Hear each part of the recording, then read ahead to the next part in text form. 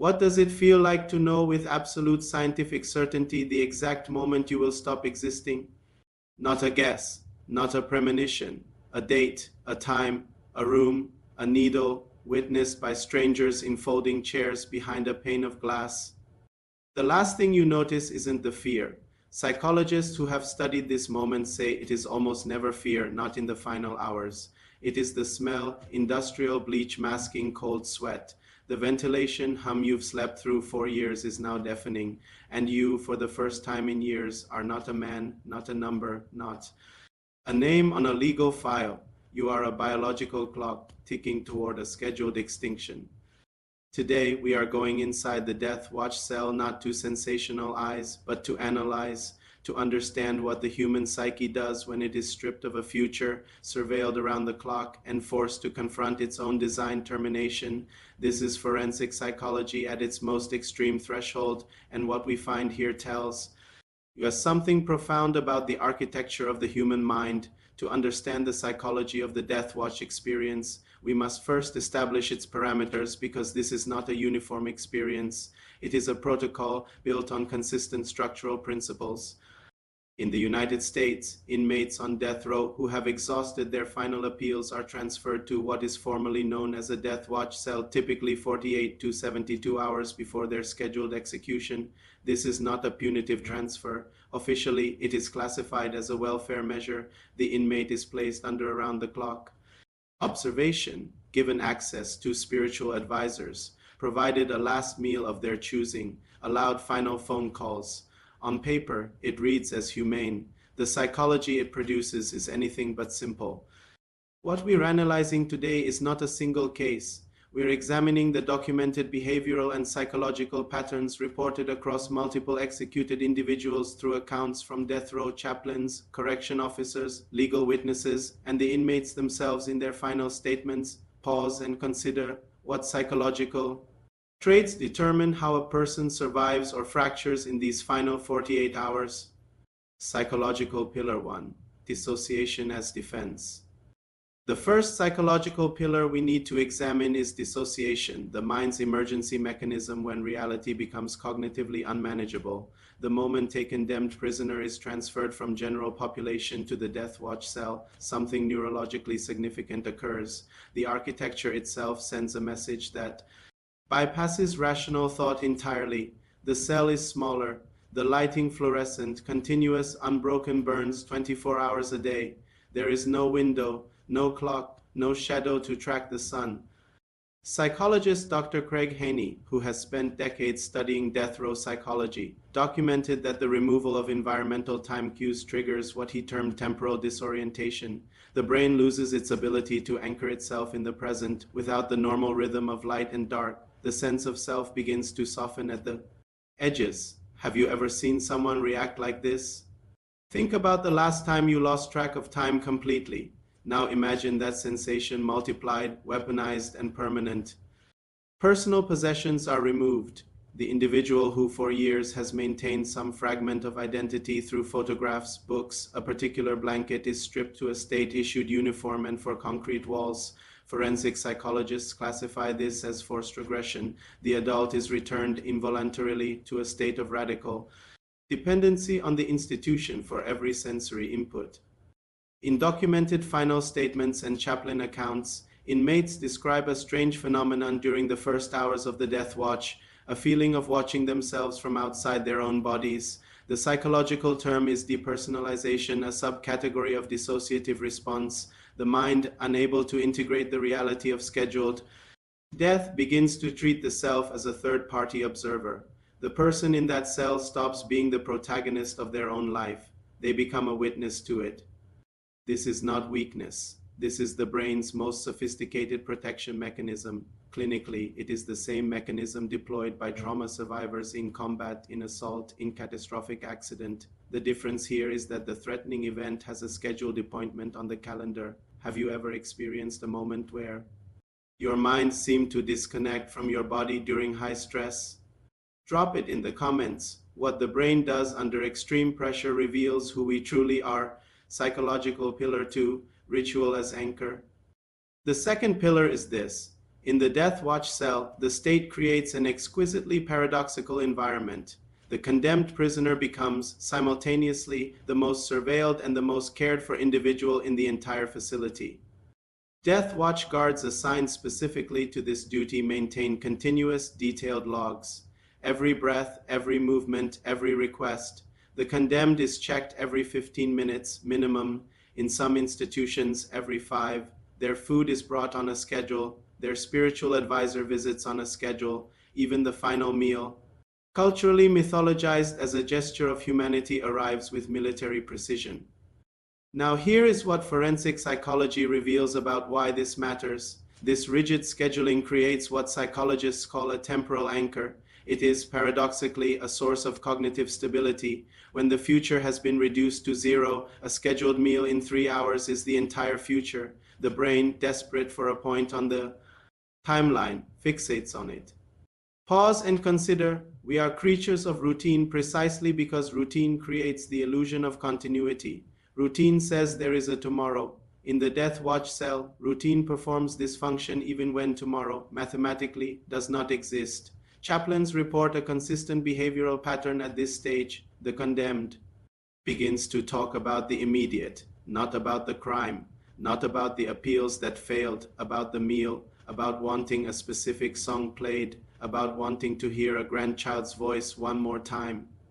Psychologists characterize this as cognitive narrowing. The mind, unable to sustain awareness of total termination, compresses its focal window to the nearest manageable object.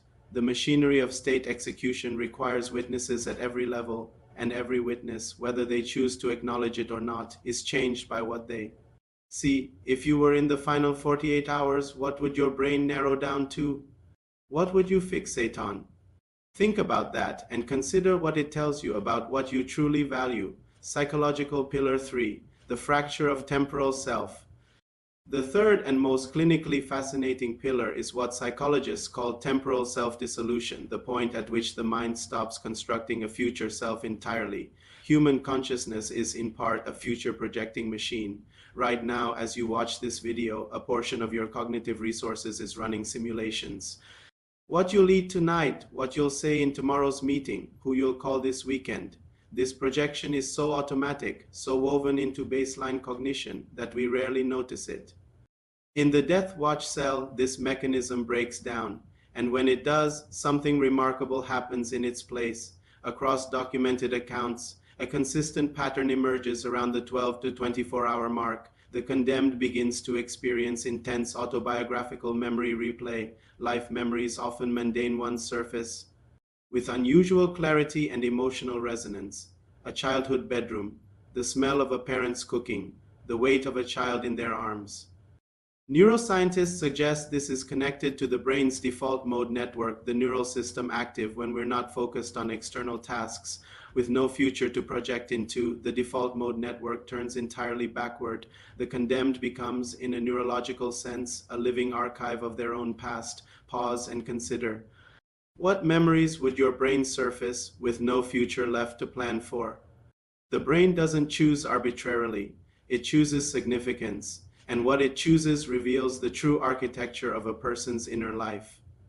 This is also when chaplains and final visit accounts document what might be called the body dissociation moment, the point at which the condemned begins to speak of their own body in the third person. The self begins to psychologically separate from the physical form, preemptively distancing from the instrument of their own mortality. In some accounts, auditory experiences emerge during periods of forced wakefulness, replays of significant moments, fragments of music, familiar voices. The brain, denied normal sensory input, generates its own. This is the predictable result of extreme sensory deprivation research that goes back to foundational isolation studies. From the 1950s, the brain abhors a vacuum. It will fill silence with signal. What the death watch cell produces is not simply a punished body. It produces a consciousness experiencing the most extreme form of psychological deconstruction available in the human repertoire short of death itself. Here's what forensic psychology tells us about all of this. The mind's response to the death watch is not unique to killers. It is a human response. The machinery is the same. Does that change how you feel about what we've described? Tell me in the comments. By the final night hours, now not days, the psychological state has often reached what clinical literature describes as pre-mortem equanimity. This is not resignation, it is something more complex. The final phone calls are, by most accounts, among the most psychologically precise documents of human communication that exist. The condemned has, in many cases, 3 minutes per call on a monitored line, 3 minutes to say everything that cannot be said, 3 minutes that must somehow compress a lifetime of relationship, regret, love, and farewell into a time frame shorter than most commercial breaks. What do people say? Chaplains report an overwhelming consistency. The final calls are rarely about the crime. They are about love, about apology, about requests for forgiveness, not for the legal offense, but for the smaller human failures. Tell them, I'm sorry, I missed the recital. I should have come home more. The crimes that placed them in that cell are, by this point, psychologically distant. What fills the final 3 minutes is the ordinary human record of a life's failures and loves. The final will, a legal document that must be completed before execution, occupies a strange psychological space. It is a document of the future, written by someone who has no future. Attorneys report that condemned clients often struggle not with the legal language, but with the cognitive impossibility of projecting property and wishes into a world they will not inhabit. For many, the act of signing the will is the single moment that makes the unreality real. Pause and consider that signature is, clinically speaking, the final act of future projection. After the pen lifts from the paper, the temporal self is officially surrendered. And yet, against all psychological expectation, a significant number of documented death watch accounts describe the final hours as marked not by breakdown, but by a strange, specific calm. Chaplains have named it across traditions. Psychologists call it dissociative detachment. Whatever its name, the pattern is consistent. The human mind, when it has processed its own ending fully enough, often reaches a state of unusual quietude. What remains is the bare signal of consciousness, stripped of its defenses, waiting the descent into the execution chamber. The final walk is documented in every execution protocol as a physical journey of perhaps 50 feet from the death watch cell to the execution chamber. The distance can be covered in 30 seconds. Psychologically, it is not a walk, it is a severance. Witnesses who have observed final walks, guards, chaplains, legal witnesses, describe a nearly universal behavioral shift at this threshold. The condemned stops being reactive. They become, in the words of one longtime death row chaplain, somewhere else already. Movement slows not from physical resistance, but from equality observers. Consistently describe as deliberateness, as though each footstep is consciously chosen. The execution chamber itself is, from a sensory psychology standpoint, designed to produce a very specific effect: total neutrality, institutional walls, recessed lighting, the gurney at center, restraint straps, the observation window, behind which witnesses wait in rows of folding chairs. For the condemned, the sensory input in this room is overwhelming in its quietness. There is almost no sound. The straps are tightened not with force, but with bureaucratic efficiency, and the condemned at this point is typically compliant not because they have surrendered their will, but because the psychological dissociation process that began 48 hours ago has completed its work. The body on the gurney and the person who walked into the death watch cell 2 days ago are, in the most precise psychological sense, no longer the same entity. The self has already largely departed. What the witnesses observe, what the state records and the protocols certify is the final administrative act, the biological termination of what was already, psychologically, a profoundly altered consciousness. So what does 48 hours of death watch psychology teach us beyond the walls of those specific cells? First, the human mind is an extraordinary adaptation machine. Under conditions designed to fracture consciousness, the brain deploys dissociation, temporal narrowing, memory consolidation, and detachment in a remarkably consistent sequence. These are not the responses of broken people. They are the responses of a mammalian nervous system encountering its hardest possible problem. Second, ritual matters profoundly. When we are facing our most terrifying realities, the human mind reaches for structure for the next meal, for the next phone call. This is not avoidance. It is an ancient and effective psychological technology. We see it in hospice care, in crisis intervention, in grief counseling. The principle is the same. The context is extreme. Third, our sense of ourselves as continuous beings moving through time is more fragile than we typically acknowledge. We assume our sense of self is solid. The Death Watch cell demonstrates, in the most unambiguous terms possible, that it is maintained moment by moment, dependent on sensory continuity, routine, and the assumption of a future. Pause and consider. What does this tell you about the people in your own life who have lost their sense of future through illness, through crisis, through grief? The psychological mechanics are not different, only the cause. Now, the red flags. What can we apply from this analysis to understanding behavior under extreme psychological stress in everyday life? Watch for temporal collapse in anyone under severe stress, the inability to plan beyond the immediate moment, the retreat into old memories, the speaking about oneself in the third person. These are clinical markers of a self under maximum pressure. They appear in death row cells. They also appear in offices, in hospitals, in ordinary homes after catastrophic personal news.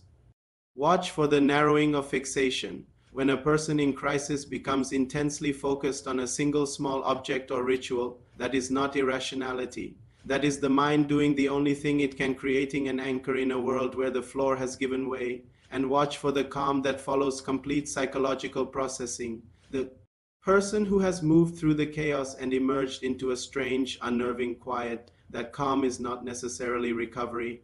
It can be the precursor to action or to complete disengagement. Context determines which. The Death Watch cell is the most extreme laboratory the human experience offers for studying consciousness under absolute pressure. What it reveals is not primarily about crime or justice or punishment. It reveals what the mind does when it has no future left to construct, and in that revelation, it tells us something urgent about what the mind requires to remain intact for all of us.